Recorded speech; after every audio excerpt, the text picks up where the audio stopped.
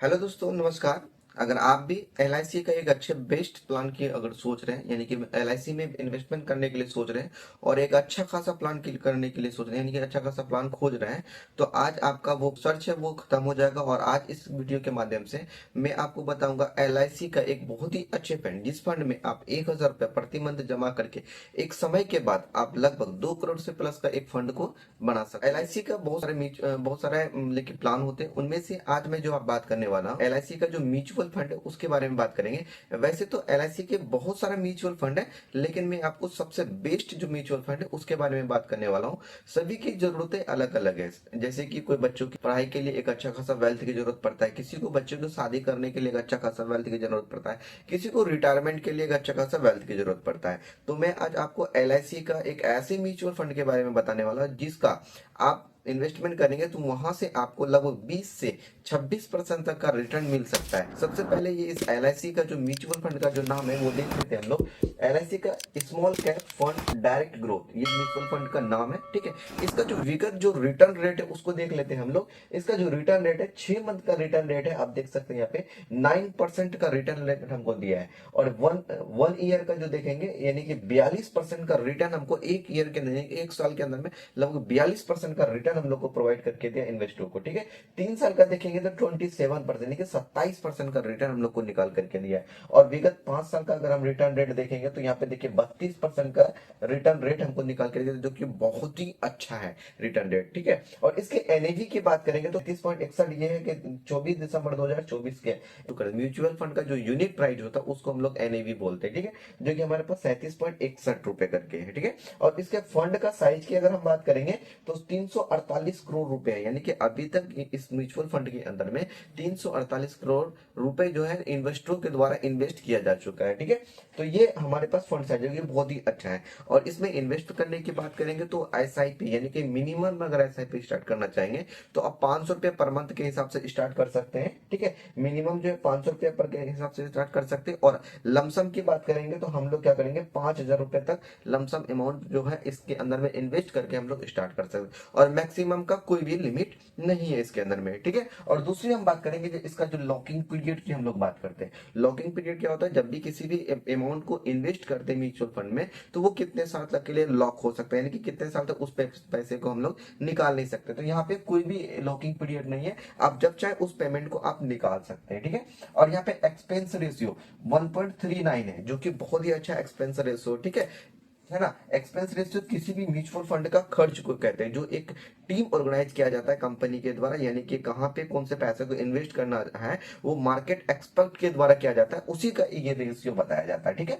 चलिए हम बात करते हैं जो इसका जो म्यूचुअल फंड है, ठीक है। इस म्यूचुअल फंड के बारे में थोड़ा सा देख लेते हैं। इसको जो लॉन्च किया गया था यानी कि एलआईसी के द्वारा जो लॉन्च किया गया था वो 21 जून 2017 को लॉन्च किया गया था इस फंड को, ठीक है। लॉन्च करने के बाद इसका जब लॉन्च हुआ था उस समय इसका जो रेट था, एक यूनिट का रेट था वो 10 रुपए इंडियन रुपीस में, ठीक है। और उसके बाद 7 साल के बाद यानी कि आफ्टर 7 ईयर के बाद यानी 18 दिसंबर 2024 को एक यूनिट का रेट 37 रुपया यानी कि 37 इंडियन करेंसी के में आपको 37 रुपये आपको दिया जाता था।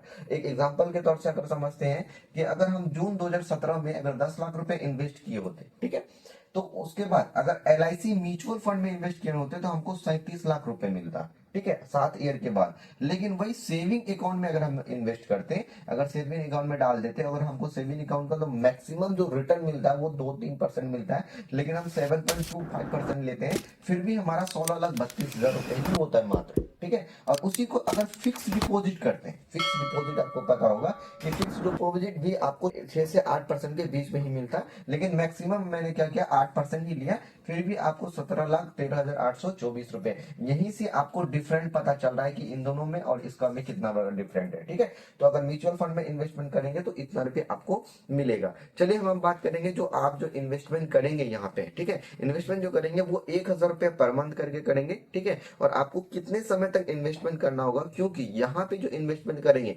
उसका जो बेनिफिट मिलेगा वहां पे आपको कंपाउंड इंटरेस्ट का बेनिफिट मिलेगा।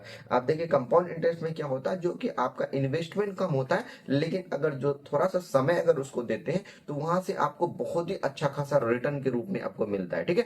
चलिए यहाँ पे देखते हैं कि इन्वेस्टमेंट हम करते हैं, एक्सपेक्टेड रिटर्न रेट हम 20% लेते हैं। अगर मान लीजिए इस म्यूचुअल फंड में हम इन्वेस्टमेंट करते हैं और हम एक्सपेक्टेड रिटर्न कितना लेते हैं, मात्र 20% लेते हैं, जो कि विगत हमारा देख लीजिए 32% का रिटर्न रेट दिया गया 5 सालों के अंदर में, ठीक है। और जब से ये लॉन्च हुआ तब से लेकर के ये अब हमको जो रिटर्न रेट प्रोवाइड करके दिया वो 29% है अब तक का, ठीक है। तो हम क्या किए, एक एक्सपेक्टेड 20% का रिटर्न रेट लिए और SIP अमाउंट मात्र 1,000 रुपया पर मंथ करके हम इसमें SIP में फिक्स करेंगे, ठीक है, डालेंगे, इन्वेस्ट करेंगे। तो अगर 5 साल तक हम 1,000 रुपये पर मंथ करके डालेंगे तो 5 साल के अंदर में हमारा जो इन्वेस्टमेंट होगा वो 60,000 रुपये होगा। कितना होगा, मात्र 60,000 रुपये होगा। और उसमें जो एक्सपेक्टेड 20% का रिटर्न के हिसाब से हमको कितना मिलेगा, 43,454 रुपये हमको हमारा एक्सपेक्टेड रिटर्न आएगा। और दोनों को जोड़ लेंगे, यानी कि दोनों को अगर टोटल कर लेंगे तो हमारा वैल्यू क्या हो जाएगा, 1,03,454 रुपये हमको वैल्यू मिलेगा, ठीक है, ये 5 साल में।